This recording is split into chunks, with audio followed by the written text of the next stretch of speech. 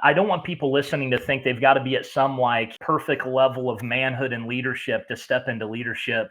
It really just takes somebody stepping out first. If you're sitting here listening right now and you feel like, man, our community needs something like what these guys are talking about, that we need something where men can get together. They're wanting to make disciples or plant a church or start a men's group like this or whatever. It really is just seeing a need and then meeting that need and having the courage to take the first step and to get it going and to get it together and to ask other men to join you.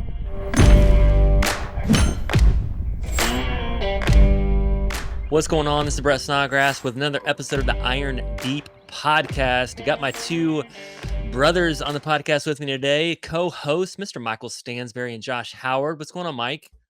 Hey, you know what? Just happy to be here, excited about the topic, and ready to rock. Yeah. You too, Josh. Man, thanks for being on here. I'm super excited. I know sometimes it can get crowded on podcasts with three powerhouse guys, right? Wanting to talk all the time. But Josh, how you doing, man? We're just going to be fighting for the mic, man. That's all we're going to be doing. Fight.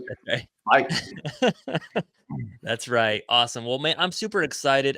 Really, just to kind of put this show out there. And one of the things that is just on my heart and is a passion of mine, probably more than anything, is really getting men together as a group for a common singular purpose. And that's what we're going to be talking about today, guys. And if you guys have heard anything about the mission of Iron Deep and what we're all about, one of the things that I feel like I've particularly been called to is to create a space and an environment for men to come together for a common purpose, for a singular purpose, to get aligned, to get on the same page, and what is that singular purpose? Is to go out, make disciples, is to spread the kingdom, is to instill into hearts of men the word of God. And that is really what Iron Deep is all about. So we're going to be talking about that today, about just the importance and impact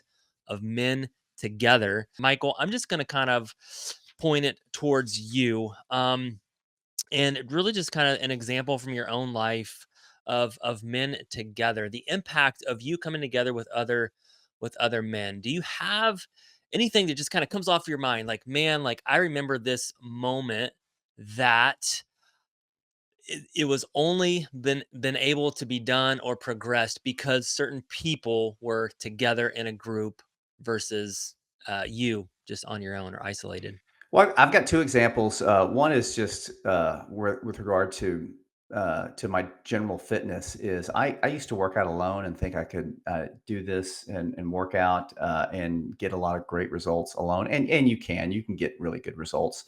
But for a good period of my life, for a good 4 or 5 years, I worked out with the same group of people at the same gym. And one of the things that was wonderful about that is the competition, but also the encouragement from other guys in the group. And you didn't want to miss, even if you felt like you were, didn't feel like it that day. If you felt like, you know what, I'd rather go eat a sub sandwich than go work out today. But you knew that, you know what, you wanted to be there because the other guys showed up, were going to show up. And it's funny, when you got there, everybody had the same kind of mindset. I didn't really want to come today, but I was like, hey, you know what? I got to go up because, Brett's going to be there. Josh's going to be there. Jameson's going to be there, or whoever. And after the workout, after it's done, you spend about 10 or 15 minutes just enjoying each other's company. And I was never in better shape in my life when I was doing that. Mhm. And then I went back to working out alone. And my wife was like, Can I ask? you just don't fit well in a t-shirt anymore. Which basically means you're fat. Weak, not swole anymore. And your kids start noticing. Can I And ask? they make judgments about you. Yes, it's fun. Can I ask just a quick question on that? So, what do you think the reason is? You were having progress, you were growing in this certain goal, this common goal, and things were going well, but then you maybe decided at some point that, hey, maybe I should do this alone. Like, was there So did something happen? Was there a circumstance in your life that happened? Like, oh, I can't meet with this particular group anymore, or was it something else? Like, why did you decide? Well, with that particular group, the gym actually closed, and Okay, and so I was like, "All right, I'll just try something different." And now I'm back at group fitness class. So here's the funny thing that happens is you always trick yourself in thinking, "All right, I can do this way," and then when you go back to it, you go like, "Why did I ever got stop that. doing it this way?" It's because we're always in search of something new. We think that what works is it. We do this in business all the time as men, but the group thing pushes you in a way with other men, pushes you in a way that there's a spiritual component too, because you're talking to these guys, and most guys don't do this. In fact, I have felt the need to invite other men from my church to come because they ask me, "Hey, what do you do to stay in shape?" And I'm like, "Well, I work out alone at my house, and now I have something that, hey, here, come on, let's go do this together." And so two of my guys have come, and they're like, "Yeah, we're gonna do this." And so one of the things about the doing things as men together is there is when you have good relationships as a man with other men, sometimes you don't realize the um, the dry desert that's out there with other men. They don't have it, Mm, and when you tap into it, when you see them light up, and I had one of the things that happened recently is one of the daughters, a girl that went to that's in our that's close to our family. She's 20 years old. She's like, "Hey, would you call my dad sometime? He doesn't have a lot of friends, and wow. Mm, I think he respects you and stuff like that, and he needs to just get out of the house." I'm like, "Oh, okay, yeah, I will." A daughter noticed that about her father mm, and she just had the focus to, just do something about it. She loved him enough to go, I think he needs other men in his life. And so that's why we need each other. We do. We act like we can do it on our own. That we're, Han Solo, but really we need Chewbacca. yes. No, I love that. I love that. So many things I'm writing down is like, it's just helped again, you have this common goal, men together. The accountability piece I think is huge with that. And then it can be just some of the competition, the banter and then the encouragement, right? Just men need to get together. And I think we don't think we need that, but obviously, to become sharper, the encouragement. And I know when I meet with a group of men, you come out and you're like, man, I didn't know I needed that, but I needed that encouragement just to keep running the race, to keep putting one foot in front of the other. But Josh, what about you? Do you have any personal just examples in your own life? I know you have been in a different culture, living in India. Just moved to Indiana. If you guys heard some of the other previous podcasts with Josh, so he has been in India for the last 16 years. Just moved to Indiana. He's brand new to he's not, but his family's brand new to America for the first time living together. But culturally in India, what was that like? Honestly, was that a cultural thing of other men getting together, sharpening each other? Is that different than America? Because sometimes we can be so isolated here. Tell Yeah, I us mean, about your definitely experience with the it. Indian culture is way more communal in nature than the US, 100%. And so men in India are together all the time. Like if you go into a marketplace in India, most of the time you're going to see a group of men sitting outside of a shop somewhere just spending time together. And so it is a much more common thing for men to be doing life together and spending time together, and just the culture itself, even families spending time with other families. It is a lot more communal in nature. For me personally, I mean, similar to what Michael was just talking about. I mean, it's been the same thing in my life. I give this example all the time. If in India I planned on, I don't know, a Saturday, and I said, okay, I'm going to go to this village and tell people about Jesus. Okay, if I plan that by myself and Saturday rolls around, dude, there's going to be 50 excuses why I shouldn't go to that village that day. But if I've got a car full of guys waiting on me outside on Saturday morning because we're all going together, guess what I'm going to do? Like I'm gonna go whether I feel like it or not. And honestly, I think that's Mhm. why Jesus sent the disciples two by two. I think it was for mutual accountability, encouragement, helping people go side by side. I know it's a very overused illustration, but I've heard over and over again, with horses, one horse can pull, if it's a draft horse, it can pull about 8,000 pounds by itself. But when you put two side by side together, the normal answer would be, well, they could probably pull 16,000 because it's two of them, but they could actually do 24,000, so three times the amount of one horse. And if they're trained together, it can actually get up to 32,000, just two horses, if they actually keep doing it together and learn how to be in sync with one another. And so, what two men or three or four men can do together is always so much greater than what we're able to do by ourselves. And yeah, we've seen it over and over again in our own lives, in the Indian, in the Indian lives. And the sad truth is, like what you guys were mentioning, especially in a Western culture, man, men are just so isolated. There aren't a lot of spaces where men can get together and share openly and talk and help one another and encourage one another. And so that's why I'm so grateful for Iron Deep, Brett, that you're trying to create a culture where men can get together and really share and help one another, which is so needed. It's beautiful. No, that's awesome, man. Thanks so much for sharing. You're exactly right. Here, I know that I can find my. It's so easy to be isolated. It's so easy to just withdraw. And I think as men, that's like honestly my. Um, I think that's my human instinct is to, when things get a little difficult, when I'm not walking in a line with my calling or what Christ has called me to do and living into that full potential, my natural instinct is just to withdraw and to isolate, to no one quite understands, and I think a lot of men are like that. But I think about just some of the worldly things out there, and that we are all inspired by men working together for a common goal. If you guys heard my story, I played basketball, and I live in Indiana, and basketball inspires a lot of people. That team sport. Football inspires a lot of uh, people, right, into that team sport. Men working together. You guys talked about the baseball, the St. Louis Cardinals, right? You guys have that in common. Men working together for a common purpose to win the particular game, and men love to watch that. They're inspired by it. But if they don't have some of that stuff, right? So we all gravitate towards that because that's what we can see.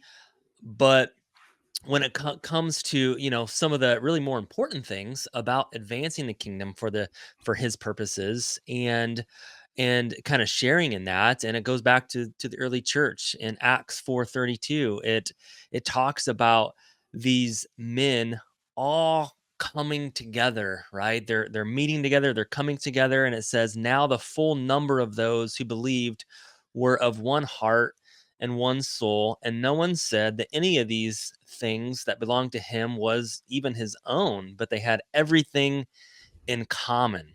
And which I just think it's just amazing that they all just came together, and they didn't think that this is mine and this is yours, and I'm competing with you, and I'm the Holy Spirit's, right, which is a little bit different than before, because like, who's the greatest disciple, right? But now the Holy Spirit's there, and they're like just all coming together in unity for a common purpose and doing it together. I just think that is beautiful.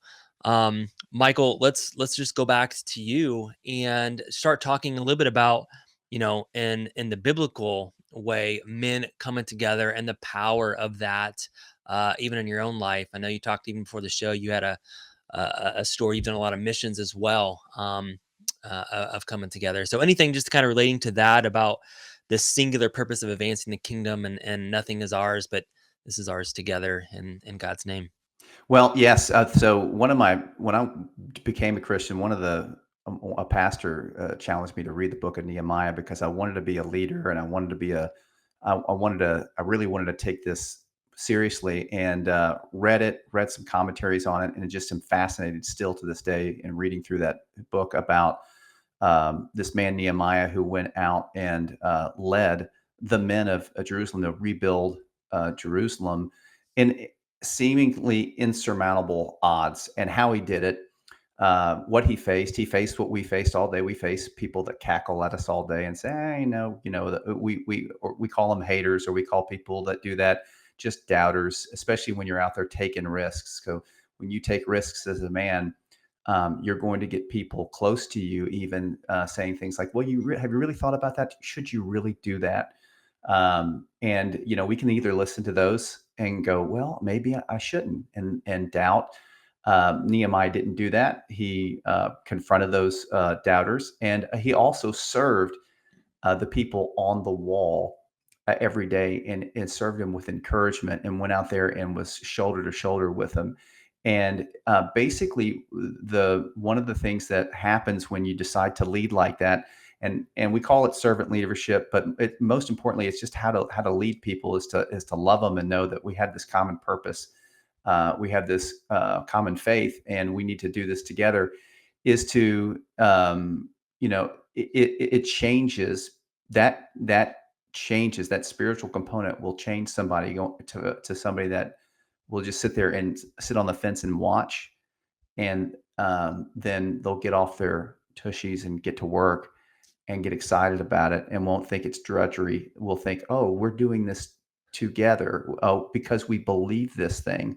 And so the other thing that I saw it happen, first time I ever went to Guatemala, I went with a guy named Steve Cook, and we had some families with. I took my son Colin, he was 13 at the time, and he said it's going to be some hard work, and it was.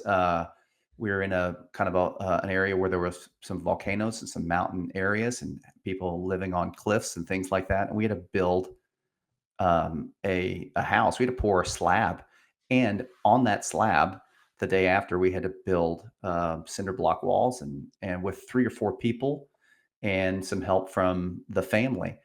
And I'm a house flipper, and I'm thinking, Where's where's the help?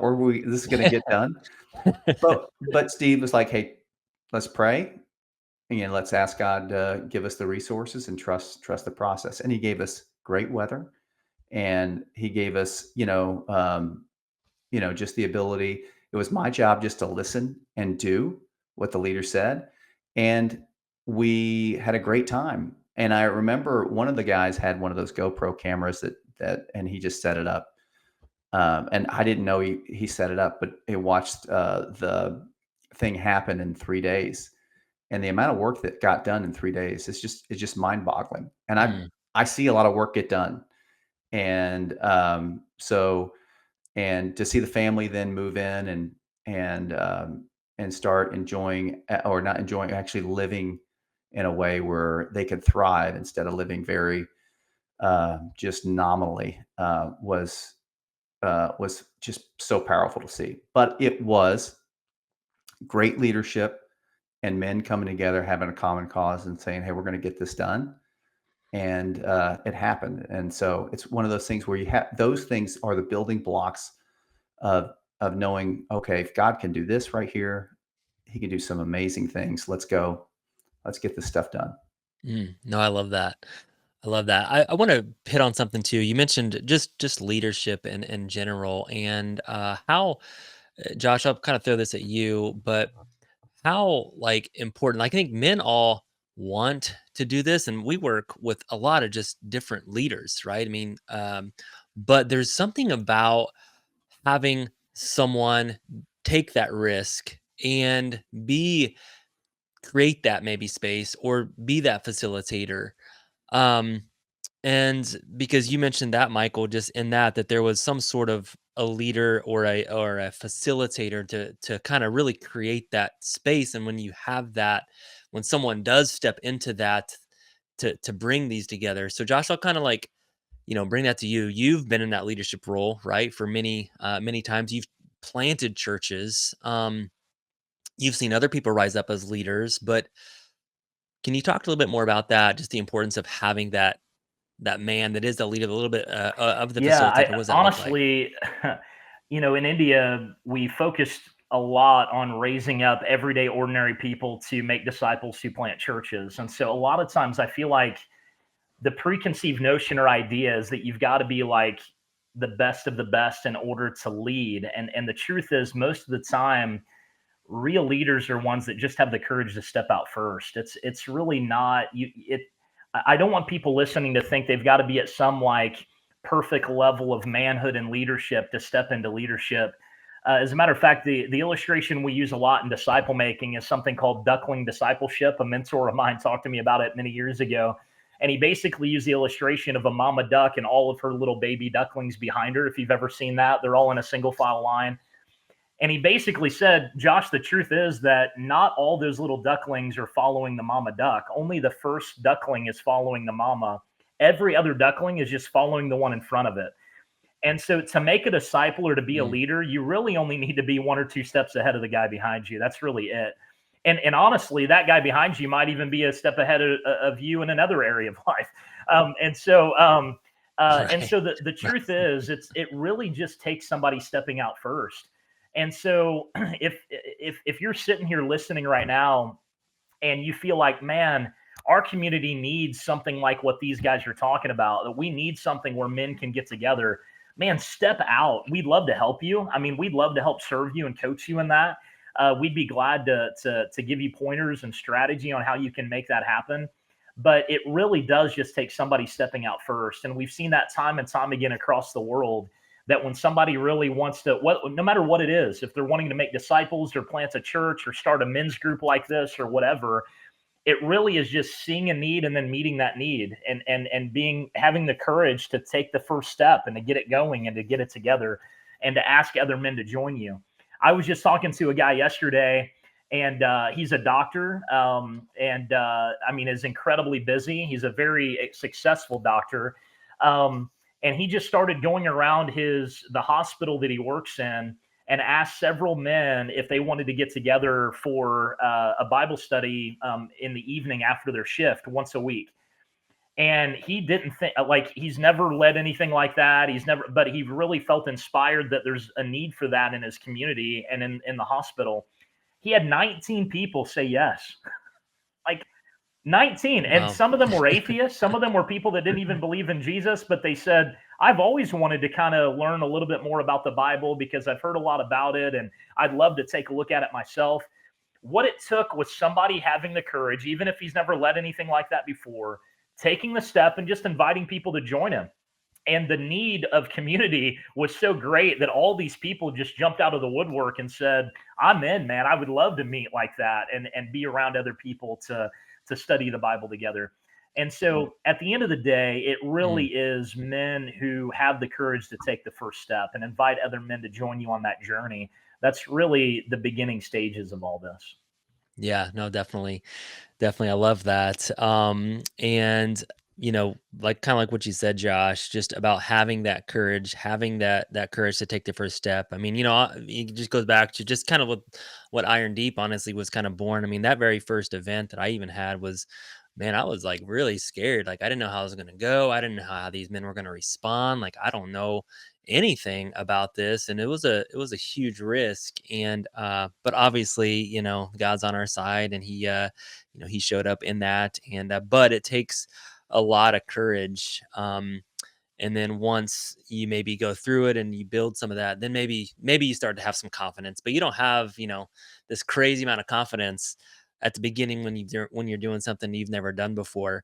I've also saw a lot of these men's types of groups coming up again. These ministries are coming up that maybe that you have a common interest, so it's like some people are like, what are you really really interested in? I just heard about this guy, and he does a ministry with like mountain biking. So he like loves to mountain bike, he loves nature, and he loves to get out and do that. So he had some other guys that also love mountain biking, and then they do some of that, but then they also do just some ministry with that as well. And Iron Deep kind of revolves around guys that are a little bit more entrepreneur, right? Entrepreneurship and business owners. And so, what is maybe that common interest that you can get together and do maybe an activity? Because again, I think guys, for some reason, we like to do shoulder to shoulder. That's a little bit more comfortable with us than face to face, and we call it belly to belly, I guess, which is odd. But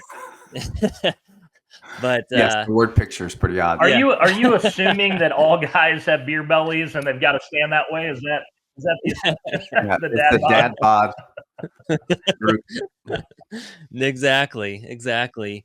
But I think there's just a good balance to it. That sometimes, hey, guys will come to an event if they think and see that, oh, this is more of a shoulder to shoulder common interest, a fitness shoulder to shoulder, a golf shoulder to shoulder, a mountain biking, whatever that looks like. But then there's a component to, hey, let's go a little bit deeper together. So, um, let's talk about, so we've talked a little bit about, the early church and what that meant, just all coming together for the common good. Jesus called his disciples. He believed in bringing groups of men together, sending people out two by two. We talked about Nehemiah, um, and Ecclesiastes 4, obviously one of the more common ones. Chapter 4 verse starts at verse 9. Two are better than one because they have a good reward for their toil. For if they fall, one will lift up his fellow. But woe to him who is alone when he falls and has not another to lift him up. Again, if two lie together, they can keep warm, but how can one keep warm alone? And though a man might prevail against one who is alone, two will withstand him. A threefold cord is not quickly broken. So again, going back to your analogy to the horses, we can go so much further together. So let's just kind of wrap it up with this. I mean, men are all searching for this, whether they know it or not. I think uh, if you have it, that's amazing. And you have some men, walking together for that common purpose. But if you don't particularly have that, that's why we have our events, that if you're listening to this particular podcast, hey, take that risk, take the courage just to come out and just to roll the dice and see what happens. And typically, something amazing can happen, and we can kind of give that platform. But if men don't have this, um, Michael, how would you just give encouragement to be intentional about this? Because typically, someone's going to listen to this, and everything like me, you're like, yeah, that's cool, and then they just don't do anything about it. They go on their merry way. But like, how should men be, priority wise with this in their life? What do you think? Well, I think the first priority is, be involved with your church, and then get involved with the men's group. If your men's group is basically, so I've described this before. I've gotten in trouble for describing what most men's groups are. Most men's groups are actually women's groups with bacon. They're just really That is effeminate, the best illustration I've ever and heard, they Michael. don't. I love it. Yeah. They they are. I struggle with, because because my natural tendency, and I've got to just temper myself, is I want to be in a group of men that are hard charging and with a bunch of good leaders. And one of the things about Iron Deep, which is so great, is because it's entrepreneurial. But when you go to a church, it's everybody. It's all sorts of different men who work in different occupations, and you've got to but you have to understand that. But a man should take the component of being a man and very male, and and take a risk of, hey, asking other men to do something, or like, hey, what's what do you, just asking questions and being able to be vulnerable. Vulnerable is not an effeminate quality. It's like, hey, I really want to know more about this. I had a guy come up to me and say, hey, um, he was invited to go to church by someone that in our we have a gymnastics things that my daughter does, and he just came up to me and says, hey, I've been going to church for a couple weeks. I just want to let you know, I don't know anything about this. I know nothing about Jesus. Could you could you show me? And I was like, yeah, yeah. I was like, and so that's what men need. They need to be assertive, and they need to go out and take risks. But I would say that you do that at church first, and try and be involved in your men's group, and try to get something started if it's a week. I love our church, and everybody. I think I love our church, but our church has a deficits, and I don't go, well, I'm going to leave the church because they don't have a this or that. I go, okay, where can I lead in that capacity? Don't complain about something. do this in our house. You're going to complain about something, do something about it. Don't just sit here and, so the call to men is to take action, from the start, from the jump. What would Adam have done if Adam would have taken action at the jump, right? Instead of just sitting back and going, oh, we'll see what's going to happen here. Okay, Mhm. I'll participate in this, being led by his wife or of Eve. So we got to take action, take leadership, be vulnerable, and go out there and get it done. That's Mm. basically my call to action. Amen. And don't be in a feminist group with bacon. Effeminate, effeminate men's group. It's basically a women's group Sorry. with bacon. Awesome. Sounds good. Josh, you got any final words just regarding men, the Yeah, intentionality of honestly, I this? think Michael hit the nail right on the head, man. I don't have a lot to add to that. What I will say is, I do want to give some encouragement. The way that we designed groups, for example, in India, so that they can multiply easily, was really because a lot of times men feel like they've got to have all the answers and they've got to, like, if they're going to lead a group, well, they better have a ton of Bible knowledge and they better have a ton of this and a ton of that. And the truth is, like, the way that we've designed groups, which we'd be glad to share how we've done that with anybody out there if you're interested, but we did it in more of a discussion format so that it wasn't the guy leading that had to give all the lesson and they had to teach the whole thing. We literally would open the Bible, ask questions, and have a circle discussion where the leader was really just facilitating and maybe asking questions, and people were asking questions, and it was way more discussion based rather than the guy having to teach and do all the work like that. You know what I mean? So the way that we actually lead men's groups, there's Mhm. little to no preparation involved prior to a group whatsoever, which many busy men that are entrepreneurs and working a lot, they're like, man, I don't know that I can prepare a whole lesson and do this and that. Honestly, the way that we do groups, you don't even have to. And so if you're out there and you're interested in starting something like that, man, we would absolutely love to have you. And we want to lower the bar, of all the prep stuff that has to be put in prior to a group, and raise the bar of what that relational discussion dynamic looks like, right?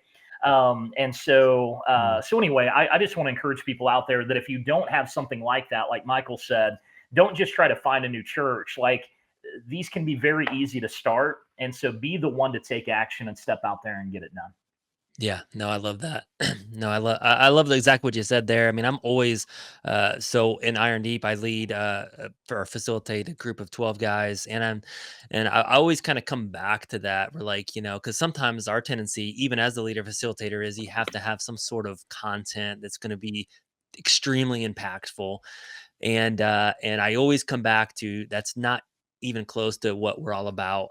Because if I wanted to go hear the most amazing message in the world, I could find it online if I wanted to hear that piece of content, right? And I think we get a lot of that from the church, which that's where I think men are disengaged more, is because I think we're choking on so much content, so many messages, so many whatever that is, and we need just more of that discussion, more of that engagement, more about, "Well, tell me more about that," and so that's what we do here at Iron Deep. And if you guys come to one of our events, you'll hear, hey, you're not going to hear the best content in the world. That's just not what we're all about. Our content's going to be short too, but so we just have more of you guys and discussion and engagement. So that's awesome. I would just encourage you, if you're looking for just taking a risk, check out Iron Deep, the website. Thank you, Michael. Thank you, Josh, for being on the podcast today. And make sure you guys go check out irondeep.com.